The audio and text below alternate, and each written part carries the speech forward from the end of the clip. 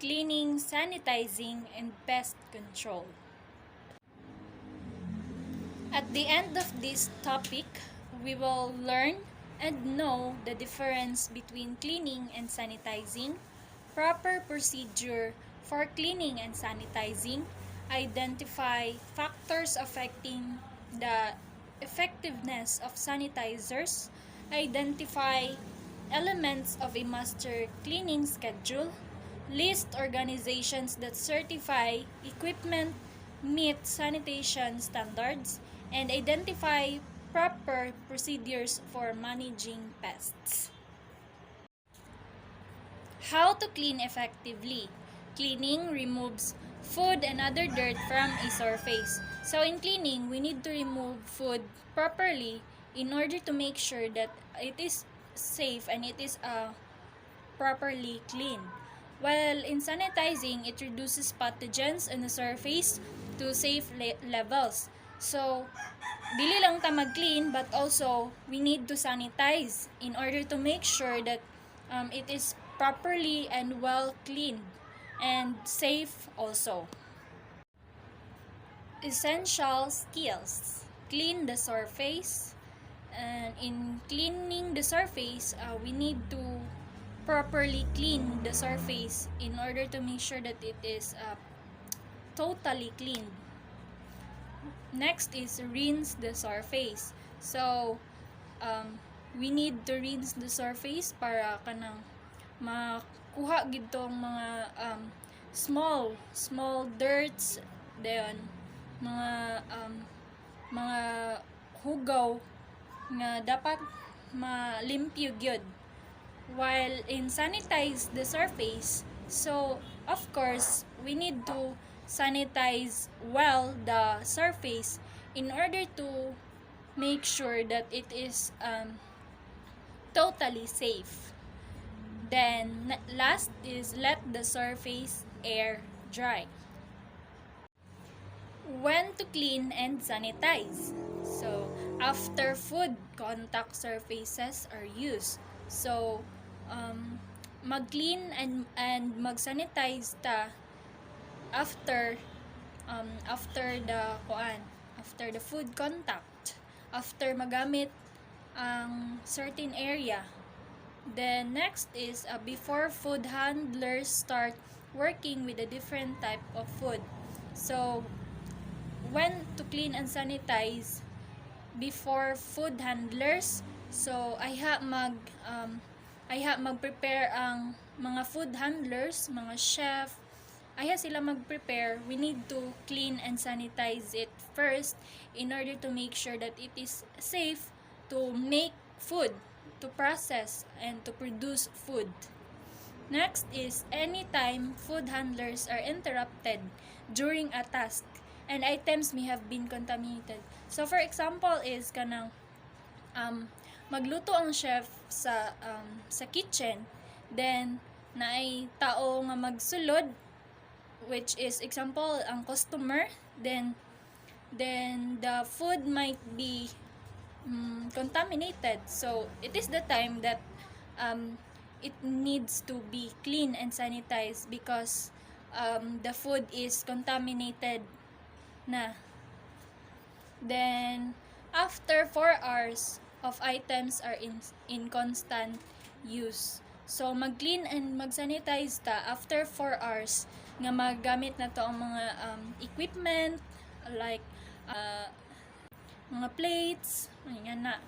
So that is the example of when to clean and sanitize. Towels. Never use cloths or towels meant for cleaning food spills. So in cleaning, dapat dili na to gamiton tong mga cloth nga kanang ang purpose is to clean food spills, mga food waste. Then next is store cloths for general cleaning in a sanitizer solution between uses. Next is keep towels that come in contact with raw meat, seafood, or poultry separate from other cleaning towels. So there are different types of towels. Naay towels nga pang pang-clean sa plates, pang-clean sa area, sa kitchen, like may nga na.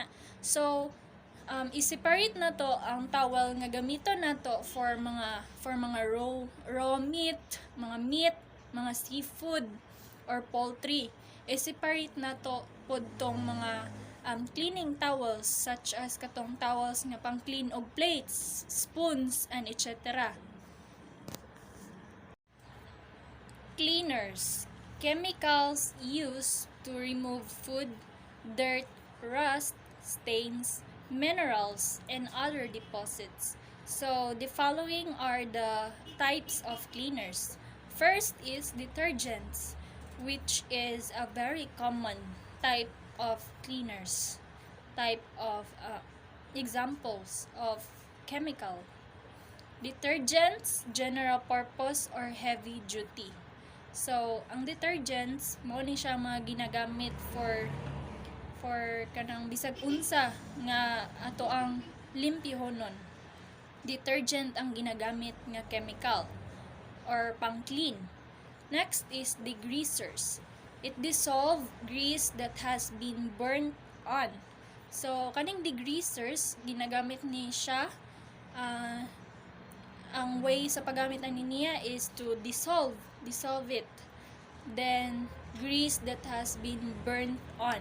Example kay mga oven doors and range hoods. Katong na ay mga burn. So next type of cleaners is delimer. It is acid cleaners used on mineral deposits and dirt that cleaners won't remove. So example is scaling from hard water. And it applied very carefully. So from the word acid, so we need to apply it very carefully in order to us para safe ta, para proper ang ato ang pagkagamit sa iyaha, and that is the delimer. Next is abrasive cleaners. It is scoring agent to remove baking on foods in pots and pans. So abrasive cleaners used in mga kaldero, kalaha, mga baking on foods such as pots, pans, nga na. So let us move on to sanitizing. There are 3 types of sanitizing, which are the heat, chemical, and combination. So first, heat. In heat sanitizing, we need to soak in hot water in 171 degrees Fahrenheit for 30 seconds. So, mag-sanitize tag mga equipments, we need to make sure nga i-follow taning 171 degrees Fahrenheit for 30 seconds that we soak the equipment on the hot water. In chemical sanitizing, there are chlorine, iodine, quaternary ammonium compounds or quats, and we need to follow manufacturer's directions because from the word chemical, so it is kanang dapat careful ta magamit ani since kanang it is it might harm us, so we need to properly use it. In home sanitizing solutions, bleach solution, 1 teaspoon of bleach per gallon of warm water. So this is the solution in our home sanitizing. Bleach ang ato ang gamiton and must be 1 teaspoon bleach per gallon of warm water. Then warm water ang ato ang gamiton. Factors that influence effectiveness of sanitizers. Contact time. The amount of time a sanitizer must be in contact with the surface being sanitized. So in sanitizing, na siya amount of time nga nga diha ra gid siya taman mag-sanitize ang certain surface para magamit na dayon siya, para safe na dayon siya gamiton. Na siya amount of time nga sundon nga taman lang dadto ang pag-sanitize. The next is temperature. It must be the correct temperature for water or sanitizer to effectively kill pathogens without harming employees or customers. So, in temperature, we need to properly follow the correct temperature for water or for sanitizers in order to kill the pathogens, in order to assure that pathogens will be killed without harming the people in that surface. So next is concentration, the level of dilution of a chemical and water solution. So let us move on to equipment. Equipment must meet certain standards, and these are the following: NSF, or National Sanitation Foundation International. NSF develops and publishes standards for sanitary equipment design.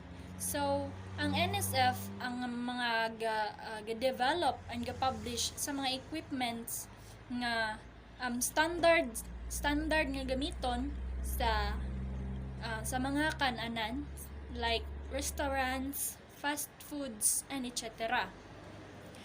Then, Underwriters Laboratories, or UL, they provides listings of equipment that meet NSF and other public health related standards. So, ang mga UL, ang mga ga-provide sa listing listing sa mga equipments nga angay nga gamiton sa mga fast foods, mga restaurants nga na-meet ang standards sa National Sanitation Foundation and public health related standards to be able to make sure that the customers are safe. Then they also certify EPH, or the environmental and public health standards needed for restaurant and food service use. 3 compartment sinks remove food from dishes. Wash in hot water, 110 degrees Fahrenheit, and dish detergent. Rinse, sanitize, air dry. So these are the following steps to properly clean the 3 compartment sinks. First, we need to remove food from dishes, of course. Next is wash in hot water. So, atong gamiton maghugas og plato gamit ang 3 compartment sinks is hot water and 110 degrees Fahrenheit and dish detergent. And rinse, of course, we need to rinse it and also sanitize. And the last step is air dry.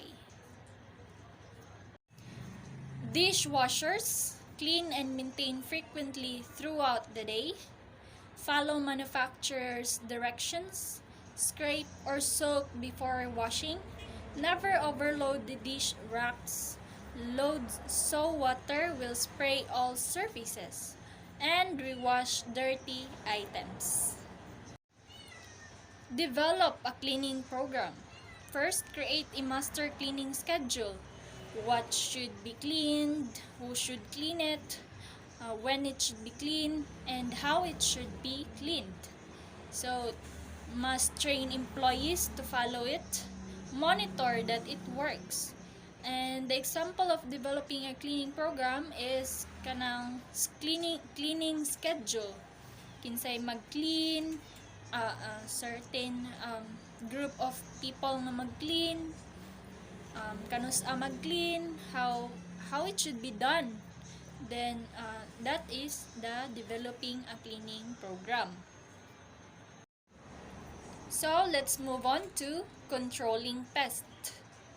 So, Integrated Pest Management Program or IPM prevent, control, or eliminate pest infections from happening. So, there are three basic rules. First, deny pests access to the operation. Second, deny pest food, water, and a hiding or nesting place.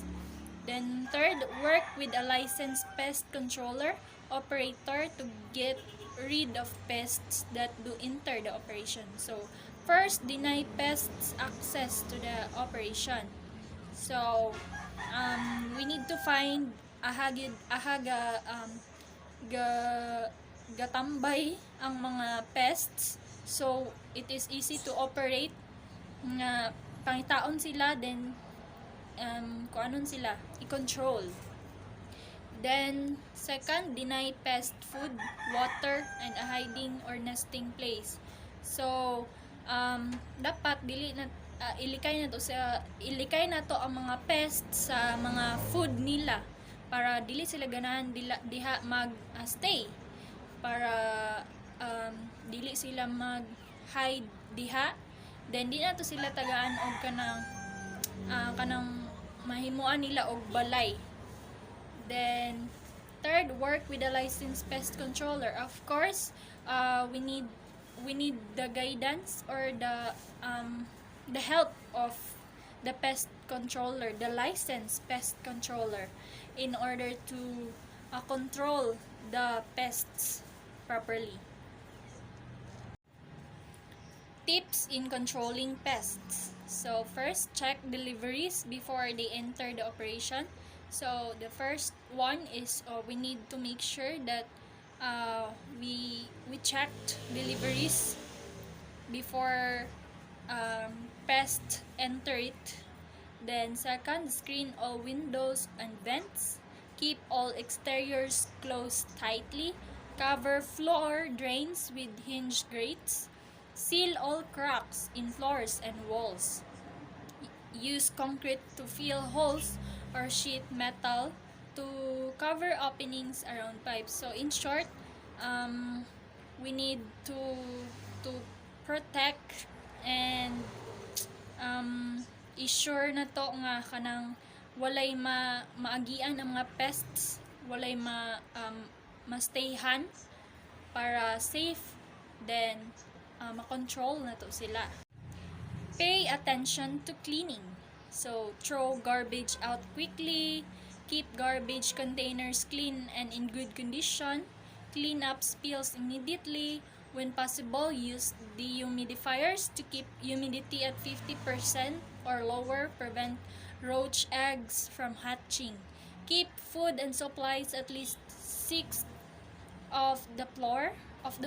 Store all food right away. Use FIFO for products in storage. So in pay attention to cleaning. We need cleaning is important, and we need to apply it every day. We need to practice it every day in order to have a clean and safe surrounding. And we need to throw our garbage quickly kay mao na ang ganahan sa mga pests. Then keep food and supplies at least kanang dili maabot sa mga pests or kanang area nga dili kayo ginaadtuan sa mga pests para malikay na to ang ato ang mga food. Then store all food right away in safe area. So if there are still problems, then contact a PCO or pest control operator. Have access to the most current and safe methods for eliminating pests. So PCO are the one who control the pest, and they can help us a lot in our everyday living. Thank you.